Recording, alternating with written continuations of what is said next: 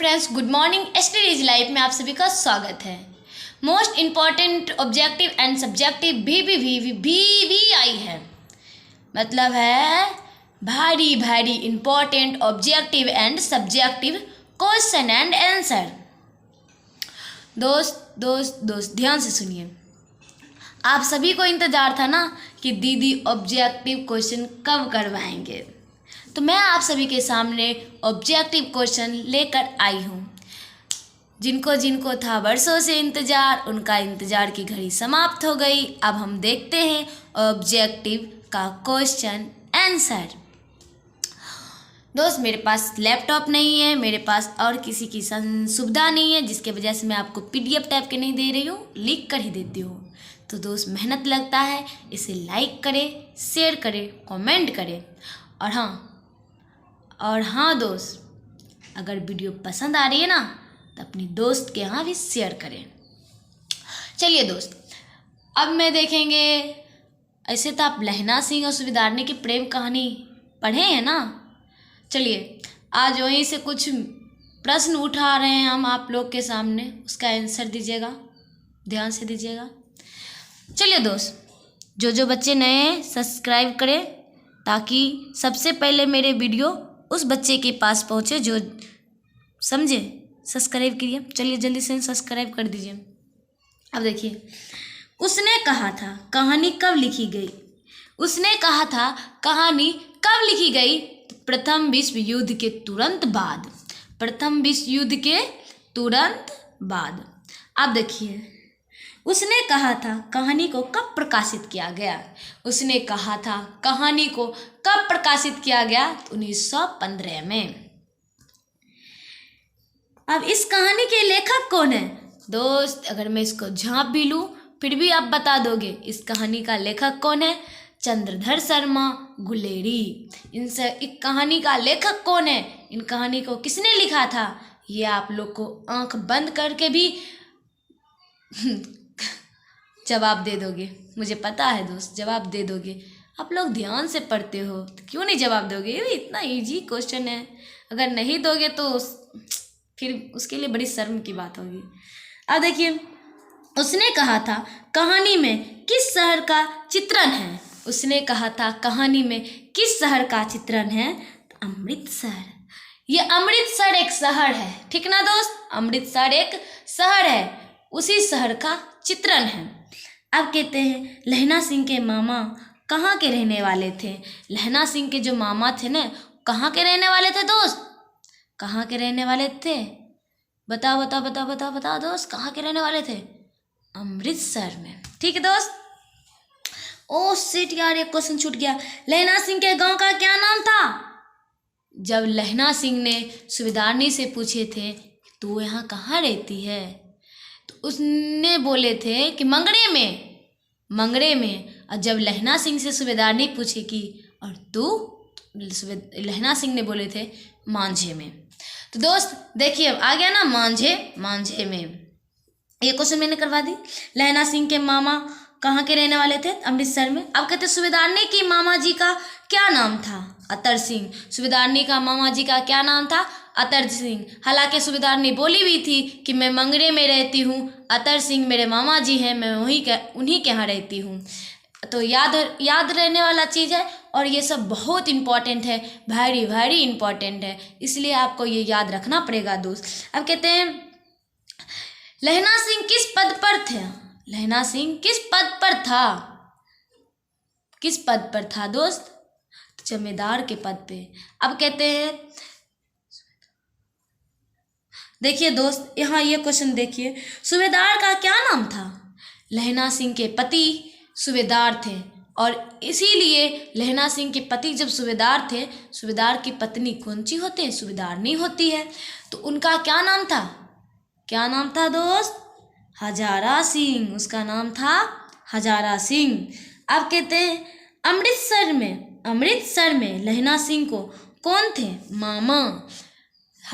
लहना भी मामा जी के यहाँ रहते थे, सूबेदारनी भी मामा जी के यहाँ रहती थी, ठीक ना दोस्त? इसलिए कहते हैं अमृतसर में लहना सिंह के कौन थे? तो मामा थे। लहना सिंह की मृत्यु किसकी गोद में हुई थी? हालांकि उनकी शौक कोई किसी और की गोद में मरने की मृत्यु थी।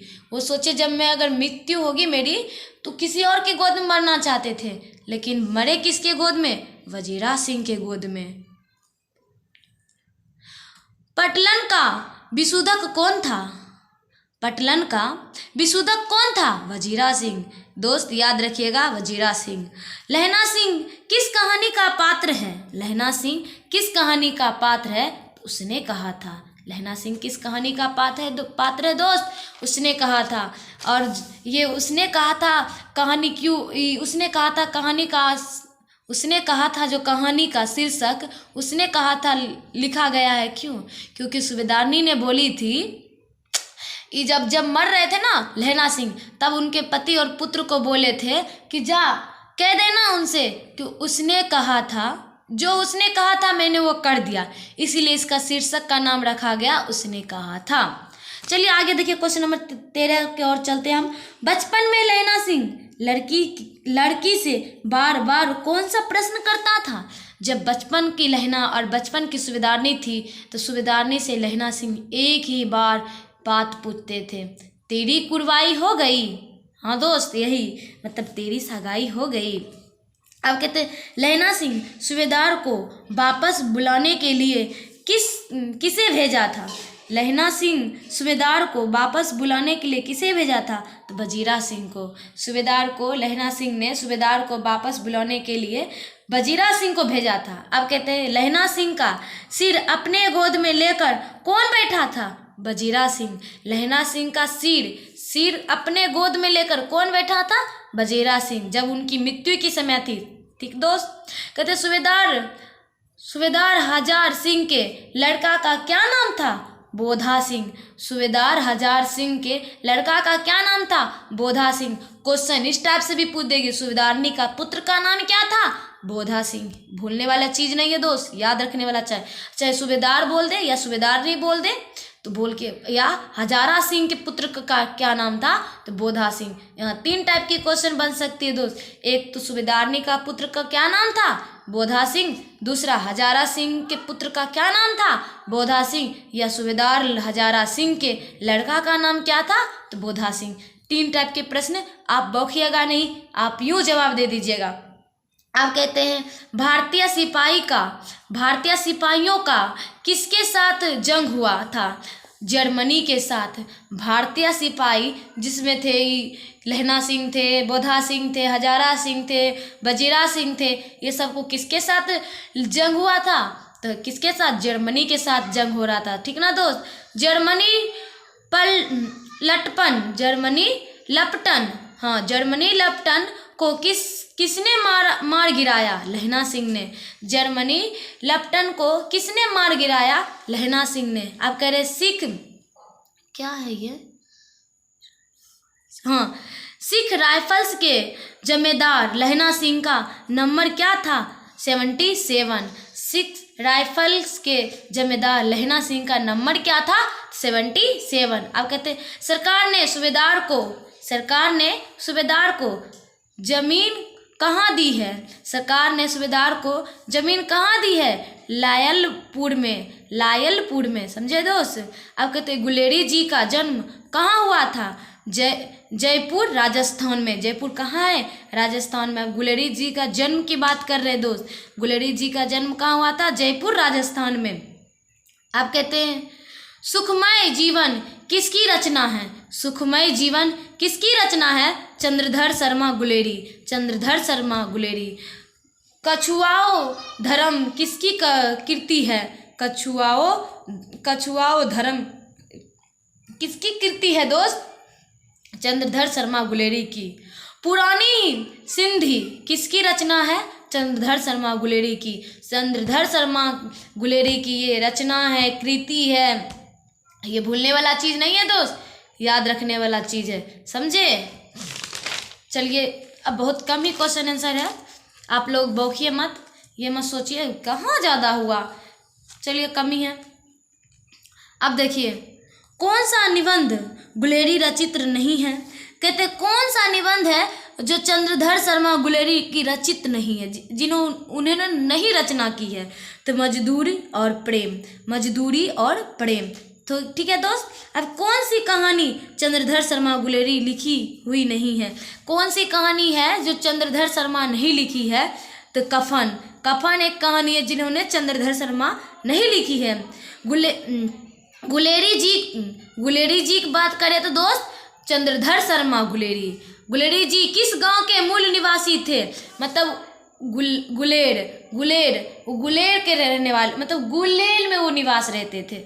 भले उनका राजस्थान में जयपुर राजस्थान में जन्म हुआ था, लेकिन वो रहते थे कहाँ? गुलेर में, समझे। अब उसने कहा था कहानी कितने भागों में विभक्त है? दोस्त मैंने पहले ही क्वेश्चन आंसर करवा रही थी, तो ये क्वेश्चन थे, तो आंख मूंद के इसका जवाब देना चाहिए आपको, समझे दोस्त। 5 भागों में। कितने भागों में? 5 भागों में। चंद्रधर शर्मा गुलेरी किस योग के कहानीकार है? तो द्विवेदी योग के चंद्रधर शर्मा गुलेरी किस योग के कहानीकार है दोस्त? द्विवेदी योग के। उसने कहा था किस प्रकार की कहानी है? कर्म प्रधान। उसने कहा था किस प्रकार की कहानी है दोस्त? तो कर्म प्रधान। अब देखिए, सूबेदारनी ने अपने पति और पुत्र की रक्षा के किससे कहा था? किससे कहा? सूबेदारनी ने जब अपने पति और पुत्र की रक्षा के लिए किससे कहा रहे थे? लहना सिंह से। अब कहते हैं लहना सिंह जब उस लड़की से मिला था तो वह लड़की की उम्र क्या थी? मैंने क्वेश्चन आंसर में बता रखी हूँ आपकी कि लहना सिंह का उम्र 12 साल, लड़की का उम्र 8 साल था। तो कितना साल लड़की का उम्र था? 8 वर्ष। अब कहते हैं मुल्ला जी की दादी, हाँ दाढ़ी है, मुल्ला जी की दाढ़ी किसकी मूर दी गई थी? किसने मूर दी थी? सॉरी, मुल्ला जी की दाढ़ी किसने मूर दी थी? तो लहना सिंह ने। मुल्ला जी की दाढ़ी किसने मूरी थी? लहना सिंह ने। लड़की की मामा कौन थे? अतर सिंह। लड़की की मामा कौन थे? अतर सिंह। तो दोस्त देखिए, पूरे 34 प्रश्न थे, और इन 34 में से अगर एक चैप्टर से 34-35 प्रश्न आते हैं तो आपको क्वेश्चन आंसर कहीं से भी नहीं छूटने वाला है दोस्त। मेरे साथ बने रहिएगा, आपको हर चीज़ मिलेगा बिल्कुल मुफ्त में। देखिए दोस्त, हमको मेहनत लगता है वीडियो बनाने में, हमको मेहनत लगता है। दूसरी बात, अगर हम इसे लिख रहे हैं, लिखने में भी मेहनत लगता है, बोल रहे उसमें भी मेहनत लग रहा है, बोलने में भी। और एक बार एक ही वीडियो बना के शूट नहीं करते हैं, ना जाने हम 4-5 वीडियो बनाते हैं तब एक वीडियो अच्छा बनता है दोस्त। इसलिए एक लाइक कर दिया करो प्लीज़ दोस्त। और शेयर इसलिए करो ताकि आपकी जो भाई बहन है ना वो पढ़ सकें। शेयर इसलिए करो, समझ गए दोस्त। तो हम इसी के साथ ख़त्म करते हैं। अगला मैं लेकर आऊँगी संपूर्ण क्रांति चैप्टर 3। संपूर्ण क्रांति चैप्टर 3 जिनका लेखक है जयप्रकाश नारायण, या एक भाषण है दोस्त। ठीक है दोस्त, मैं अभी हिंट दे दी। अब मैं अगले वीडियो में लेकर आऊँगी आप सभी के सामने संपूर्ण क्रांति का। तो इसी के साथ टाटा बाय बाय।